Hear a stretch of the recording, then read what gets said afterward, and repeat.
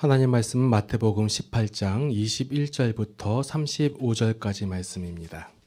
그때에 베드로가 나와 이르되 주여 형제가 내게 죄를 범하면 몇 번이나 용서하여 주리이까? 7번까지 하오리이까?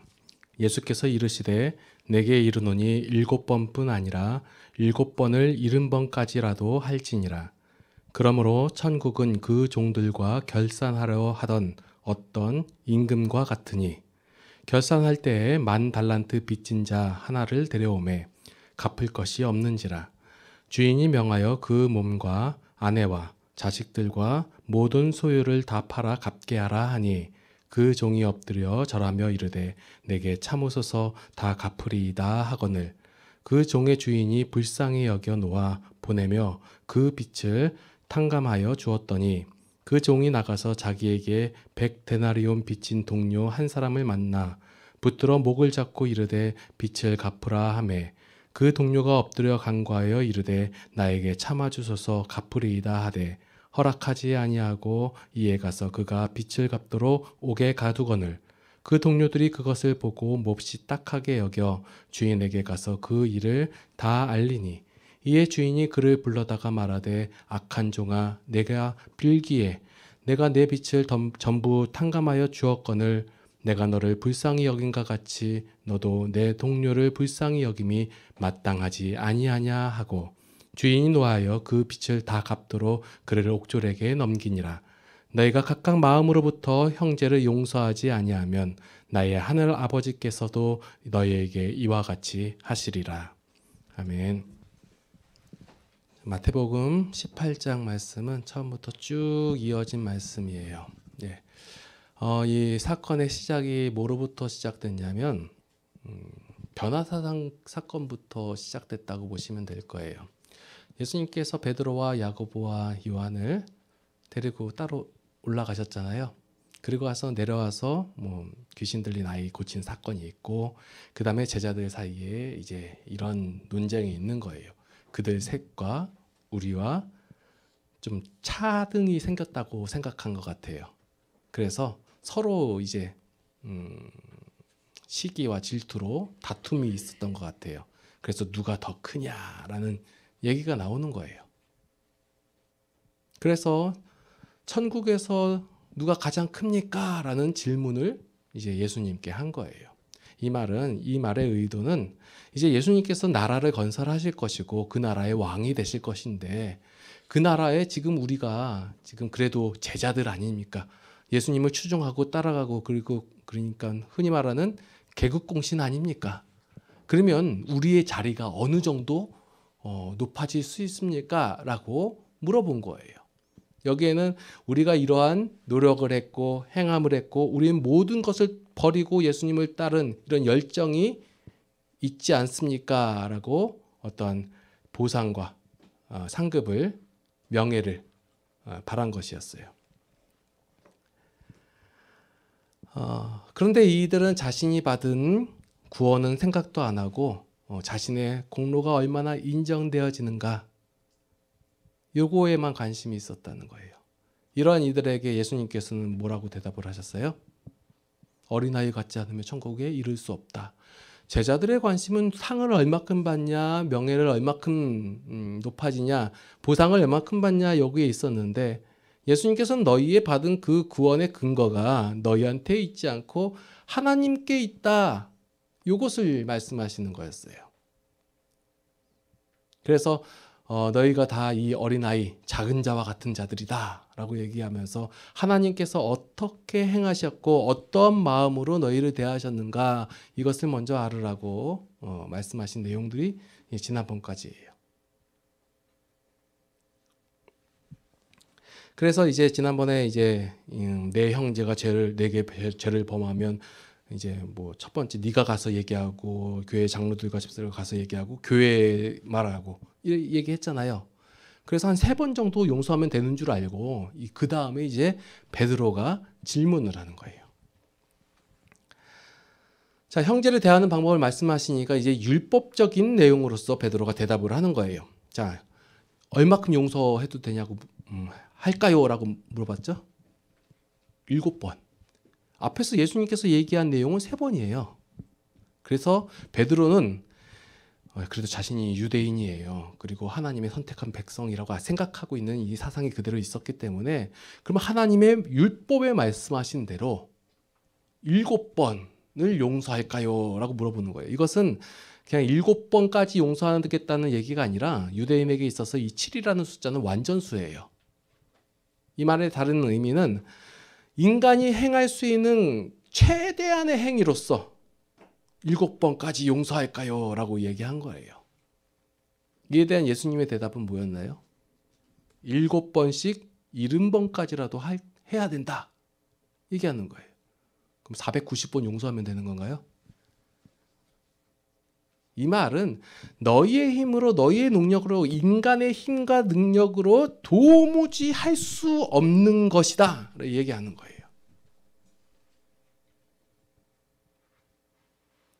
이 베드로가 왜 이런 얘기를 했냐면 7번까지 용서를 하면 내가 하나님으로부터 긍휼함과 자비하심, 은혜를 받을 수 있다라고 생각하는 이 사상이 깔려 있기 때문에 그래요. 내가 내 형제를 용서하면 내가 하나님께로부터 더 큰 은혜를 받을 수 있겠지라고 생각을 했었기 때문에 용서의 횟수를 말하고 있는 거예요.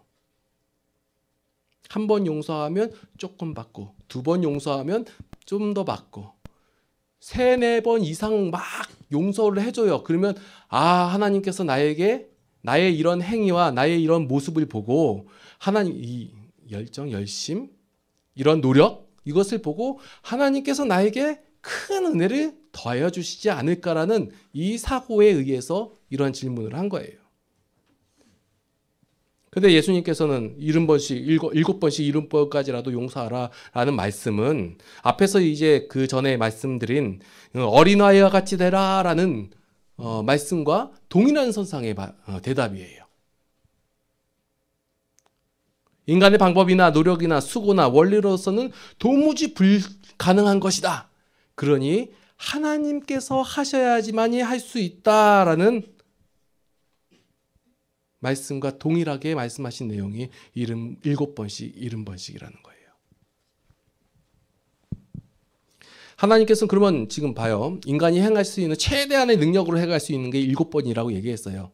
저는 8번도 했는데 그게 아니라 완전히 할 수 있는 능력,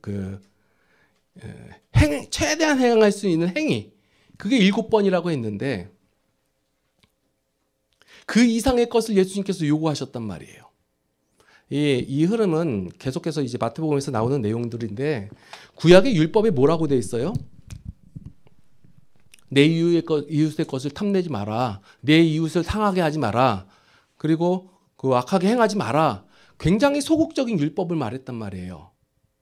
남의 것을 치지 마라, 남의 것을 하지 마라. 근데 예수님께서 오셔가지고 뭐라고 말씀하시냐면 사랑하라, 오리를 갈면 십리 가라, 그리고 내 겉옷을 달라고 하면 속옷을 더 줘라, 이런 말씀을 하신단 말이에요. 인간으로서 율법을 주셨을 땐, 율법을 대할 때는 그래도 우리가 할 수 있을 것이다 라고 생각한 것이 바로 이 율법이라는 거예요. 그래서 그들을 행한 사람들이 누구였냐? 바리새인들, 유대인들이라는 거예요. 그런데 이들에게 예수님께서 말씀하시는 거예요. 그 이상의 것을, 그것도 도무지 할 수 없는 최대한의 다른 차원의 것을 요구하셨단 말이에요. 그럼 누가 잘못한 거예요? 예수님이 잘못했죠. 지금 바리새인들도 이 율법을 지킬 수 있다라고 하는데 그나마 그래도 하고 있는 사람들이에요. 근데 여기서 베드로나 이런 사람들은, 여기서 예수님 말씀 듣고 있는 백성들은 뭐 하는 사람이냐? 이 사람보다 훨씬 더 율법을 못 지키는 이런 사람들이란 말이에요. 자기가에게 힘이 있으면 다른 사람을 억누르고 뺏고 이런 사람들이란 말이에요. 그런 사람들한테 이것도 못 지키는데 더한 것을 요구하고 있는 장면이에요, 지금. 그러면 할 수 있냐? 할 수 없다예요, 이게. 결국은 이 얘기하고자 이 말씀을 하시는 거예요. 너희의 힘과 너희의 능력으로, 너희의 방법으로, 너희의 수구로, 너희의 원리로는 도무지 불가능한 것이 이것이다 라고 얘기하는 거예요. 그리고 나서 너희에게 불가능한 것을 내가 너희에게 짐으로 더하는 것이 아니라 이제 너희가 그렇게 할 수 있도록 하나님께서 너희를 그렇게 만들고 이루어 가겠다는 말씀의 선포예요. 우리가 죄인이기 때문에 죄의 방식과 원리로서 말씀을 대하기 때문에 다 우리의 과업으로 받아들이는 거예요. 그런데 이것은 하나님께서 행하시겠다는 그런 말씀, 그 확신과 다짐을 내포하고 있다라는 거예요. 오늘 용서하다라는 단어를 그 사전에서 찾아보니까 지은 죄나 잘못한 일에 대하여 꾸짖거나 벌하지 않고 덮어준다. 이렇게 돼 있어요. 자, 우리가 하는 용서는 대부분 용납의 용서는 뭐냐면 다른 사람의 반응에 의한 나의 긍휼함을 얘기해요. 그러니까 내가 이렇게 용서를 해주면 이 사람이 그래도 좀 변화된 모습을 보이든지 아니면 이 사람이 좀 불쌍한 모습을 짓든지 아니면 이 사람의 환경과 뭐 상황이 그래야지만이 내가 용서를 해준다라는 개념을 많이 이해를 하는데 성경에서 말하는 용서는 거의 용납과 비슷해요. 상대방의 반응이나 생각이나 행동이나 이런 것 갖고 전혀 상관없이 나의 너그러운 마음으로 그 말이나 행동을 받아들이는 거예요. 그런데 우리는 다 요구를 하는 것이 이 용서를 함으로써 뭘 이끌어내려고 하냐면 화해를 이끌어내요. 화해가 뭐냐면 싸우던 것을 멈추고 서로 가지고 있던 안 좋은 감정을 풀어 없애는 거예요. 내가 용서하는 입장에 있으니까 내가 용서해 줌으로 말미암아 화해하기를 원한다는 거예요.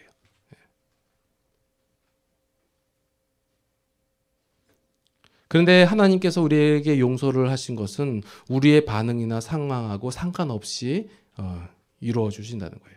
그래서 21절과 22절 말씀 이후에 23절에 그러므로라고 예수님께서 설명하는 장면이 나오는 거예요. 앞에 대한 내용의 결론으로서 말하는 거예요. 천국은 그 종과 결산하려 하던 어떤 임금과 같으니. 우리가 흔히들 천국이라고 얘기하면 장소적 개념으로 많이 생각해요. 그래서 어떤 뭐 빛나는 천국, 뭐 고통이 없는 곳 이렇게 얘기하는데 예수님께서 말씀하신 천국의 내용은 대부분 이래요. 천국은 마치 뭐예요? 그 종들과 결산을 하던 어떤 임금과 같다라고 되어 있는 거예요. 천국은 임금과 같으니라고 되는 거예요. 이것은 어떤 장소적 개념이 아니라 원리, 마음 이것을 얘기하는 거예요. 그래서 천국은 뭐냐면 하나님에 대해서 얘기하는 거예요. 하나님은 이런 분입니다. 하나님의 마음은 이렇습니다. 라고 예수님께서 설명하시는 거예요. 이제 그 비유로서 설명하는 내용이 이제 빚진 자에 대한 얘기예요. 자, 우리는 누구예요, 여기서? 자, 여기 등장하는 분이 임금이 나오고, 10,000달란트 빚진 자 나오고, 100데나리온 빚진 자 나오고, 옆에 선 자들 있잖아요, 또. 예. 그래서 잃는 애들. 자, 우리는 어디에 속할까요? 임금이에요. 10,000달란트 빚진 자예요. 예. 근데 다들 뭐에 들어가 있냐면 그 옆에서 잃은 애들이 아닐까. 우리는 모두 이 빚진 자, 작은 자, 길 잃은 양 계속해서 대표적으로 나오는 이런 죄 가운데 있는 형제. 지지난주에 제가 설교한 내용 속에서 이러한 자들이에요. 아닌 척하는 게 아니라 진짜 이런 작은 자이며 길 잃은 자였으며 죄 가운데 있는 형제예요. 용서받을 대상들이라는 거예요. 그래서 하나님께서는 이들을 용서하실 때 길 잃은 자 양한테 야, 이 자식아 너 뭐하느냐고 왜 길을 잃어버렸어? 라고 책망하는 장면이 안 나와요. 무슨 장면을 얘기하시냐면 길 잃은 양을 찾아 나서는 그 목자의 책무에 대해서 말씀하고 계시는 거예요.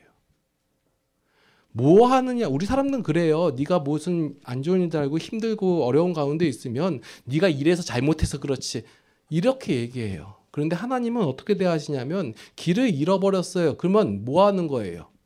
찾아 나서는 거예요. 그게 목자예요. 나는 이렇다라고 알려주시는 거예요. 잃어버린 양을 찾아가는 그 목자의 책임을 강조하시면서 책임지시는 하나님의 모습을 보여주시는 거예요. 계속해서 구원에 대해서 얘기하니까 현대 많은 기독교인들이 이 구원을 어떻게 여기냐면 그냥 천국에 가는 티켓, 입장권 이 정도 선으로 생각을 한단 말이에요.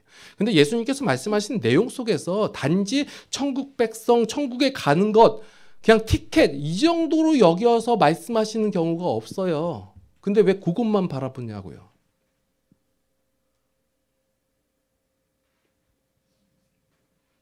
하나님께서는 우리를 구원하실 때 구원하시고 나서 단지 구원만 해놓고 자 이제 네 알아서 해봐라 이렇게 대하시는 경우가 없어요.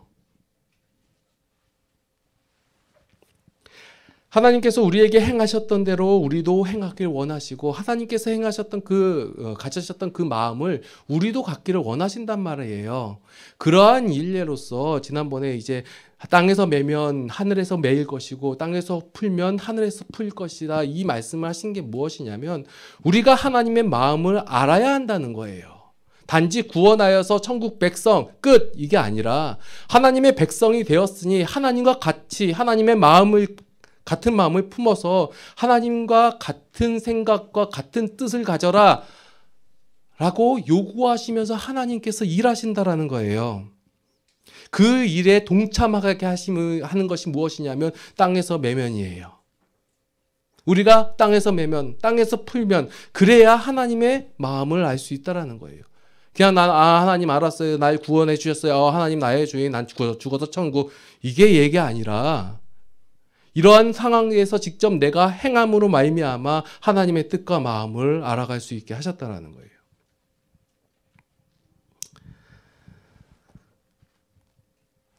그 내용으로서 오늘 이제 10,000달란트 빚진 종에 대한 얘기가 나오잖아요.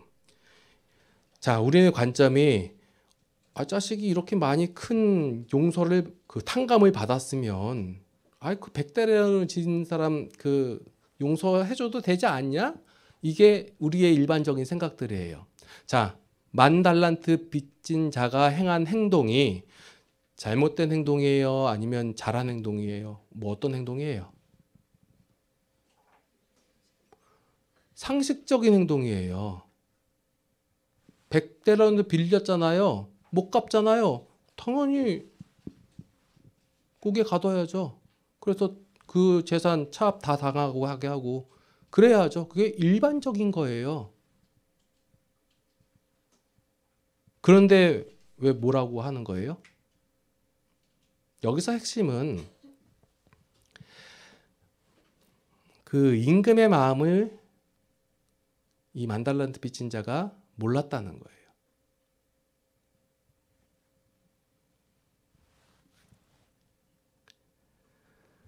만달란트 빚진 걸 탕감해줬다는 얘기는 단지 금액적 액수가 아니라 10,000달란트 하면 얼마 정도 되나요? 감이 안 와서. 뭐 몇 조, 몇 천억 있는 사람들은 이건 또 이 정도는 내가 갚을 수 있겠다 생각하겠죠. 이 말의 의미는 도무지 인간으로서 갚을 수 없는 거예요. 이것을 해결해 주셨잖아요.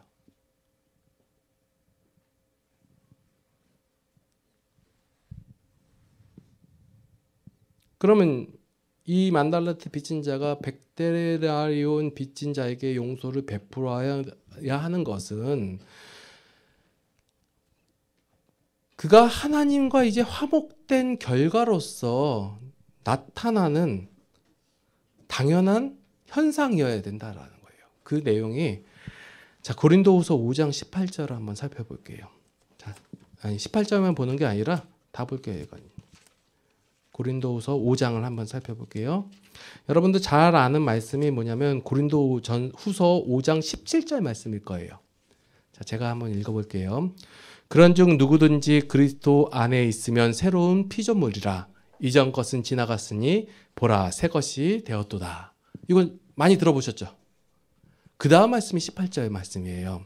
모든 것이 하나님께로서 났으며 그가 그리스도로 말미암아 우리를 자기와 화목하게 하시고 또 우리에게 화목하게 하는 직분을 주셨으니 곧 하나님께서 그리스도 안에 계시사 세상을 자기와 화목하게 하시며 그들의 죄를 그들에게 돌리지 아니하시고 화목하게 하는 말씀을 우리에게 부탁하셨느니라. 그러므로 우리가 그리스도를 대신하여 사신이 되어 하나님이 우리를 통하여 너희를 권면하신 것 같이 그리스도를 대신하여 간청하노니 너희는 하나님과 화목하라.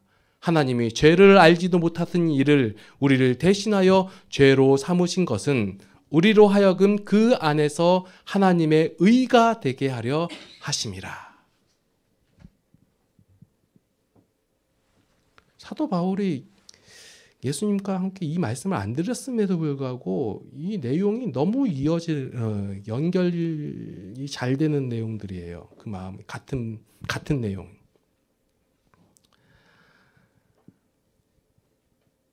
누구의 힘으로 우리가 새 것이 되었어요? 하나님으로 말미암아 그리스도로 말미암아 우리가 새로운 피조물이 됐다는 거예요. 그래서 어떻게 했다는 거예요? 화목하게 됐다는 거예요. 화목하다라는 뜻을 제가 주보에 적어놨는데 서로 뜻이 맞고 정다움이라는 거예요. 우리가 몰랐던 자들이에요. 그런데 하나님이 구원하셔서 어떻게 하셨냐면 하나님의 뜻을 알게 하셨다는 거예요. 그 뜻을 우리가 알았으니 하나님과 우리와 그 뜻이 이제 맞는 거예요. 그러면 뭐 한 거예요? 정다웠다. 그렇게 우리를 화목하게 하시고 또 우리에게 화목하게 하는 직분을 주셨다라는 거예요.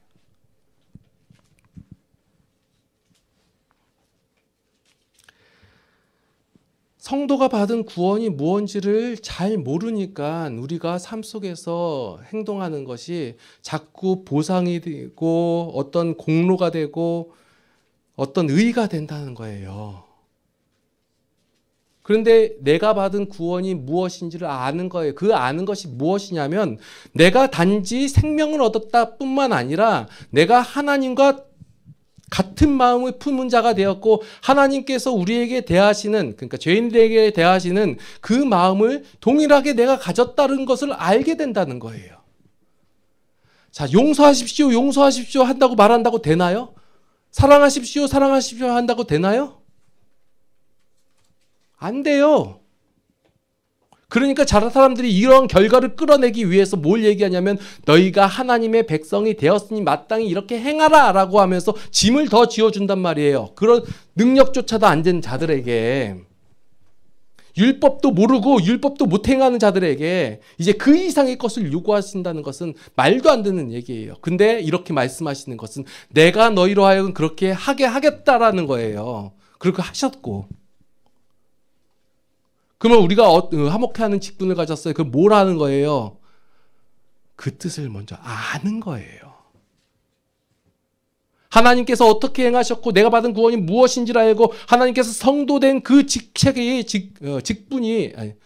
그 신분이 얼마나 크고 놀라운 것인 것을 알게 된다면 화목하게 되는 거예요. 누구로 말미암아? 나로 말미암아. 모르니까 원래 알고 있던 죄의 원리와 방식으로 행하는 거예요. 구원받은 백성임에도 불구하고 새로운 피조물이 됐음에도 불구하고 그 마음으로 행하게 되는 거예요. 그런데 우리가 그 하나님의 마음을 알아가는 거예요. 하나님께서 이렇게까지 행하시고 그 책무를 다하고 계시다는 사실을 우리가 알아가게 되는 거예요. 그러면 그 뜻을 알게 되잖아요. 그러면 우리가 그 하나님과 동일한 마음으로 행하게 되는 것이 마땅하다라는 거예요. 이거는 과업도 아니고 책무도 아니고 어떤 짐도 아니에요. 하나님께서 우리에게 그 마음을 주셨고 그것을 깨달아 알아가면서 내가 그렇게 나타나여지는 거예요. 너그러워져라 너그러워져라 한다고 되나요? 아니요. 우리가 하나님의 마음을 알게 됨으로 말미암아 우리의 마음이 너그러워지는 거예요. 내가 받은 구원이 얼마나 큰 걸 알기 때문에 베드로가 이렇게 고백하는 것은 우리가 도무지 용서할 수 없는 죄 가운데 있었구나 이거예요. 그런데 그것을 용서해 주셨으니까 내가 용서 못할 일이 없다 이거예요. 내가 된 구원이 나의 힘과 나의 노력으로 된 것이 아니라 온전히 하나님의 것으로 되었다는 것을 잘 알게 되니까 내가 다른 사람이 나에게 행한 것이 도무지 그것은 죄가 되지 않는다는 거예요. 나에게 있어서. 그러니 너그러운 마음으로 받아들이게 되고 용납하게 되고, 용납하니까 어떻게 돼요? 화해해야 되잖아요. 화해가.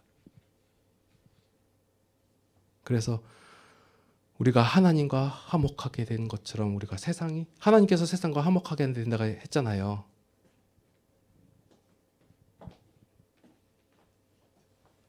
그러면 어떻게 되는 거예요? 고린도후서 5장 21절에 보니까 하나님이 죄를 알지도 못하는 우리를 대신하여 죄로 삼으신 것은 우리로 하여금 그 안에서 하나님의 의가 된다는 거예요. 그게 옳다라는 거예요. 옳다. 세상의 옳음은 옥에 가두는 거예요. 맞아요. 근데 용서하고 화목하게 되는 것이 그게 옳다라는 거예요. 그 행위가 옳다는 게 아니라 그 행위를 한 그가 옳다라는 거예요. 우리의 힘과 우리의 노력과 우리의 생각과 우리의 열심으로는 도무지 이렇게 할 수 없다예요. 없는데 할 수 있을 것이라고 착각하는 거예요. 할 수 없다예요. 누가 하신다? 하나님께서 만들어 가신다예요. 그래서 그들이 한 행위 모든 것이 하나님께서 일하신 반응이요 고백이 되는 것이지, 이것으로 인하여 우리가 어떤 높은 자리에 올라갑니까? 우리가 어떤 보상을 받습니까? 이런 내용이 절대로 나올 수 없다예요.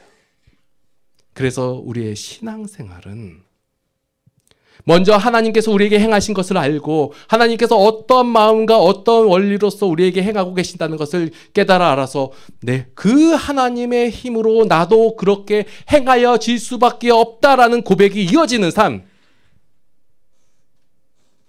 이것이 성도의 삶이며 신앙이라는 거예요. 그러니 우리는 무엇에 집중해야 돼요?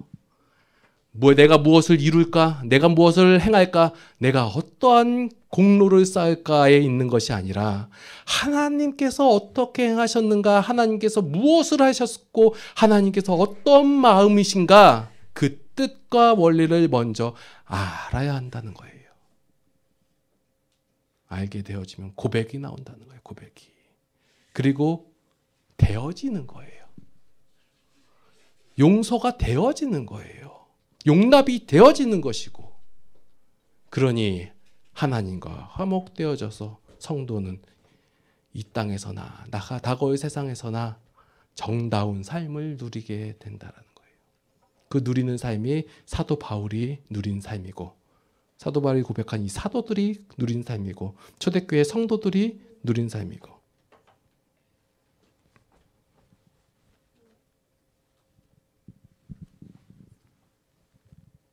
자, 18장까지 자, 이렇게 왔어요. 자, 그러면 뭐 이제 19장부터 또 내용이 나오겠죠? 예. 이거 전체를 한 줄기로 보세요. 예. 그러니까 이게 내용이 자꾸 사람들이 이제 구원하고 구원 구 이후의 삶을 분리하거든요. 뭐 생명하고 뭐 하는데, 그 예수님께서 말씀하신 내용 속에서는 이걸 따로따로 설명을 잘 안 하세요. 기도하시겠습니다. 하나님께서 우리를 구원하였음에도 불구하고 우리는 우리의 공로를 생각하고 우리의 열심을 생각하고 우리의 쌓은 것을 생각합니다.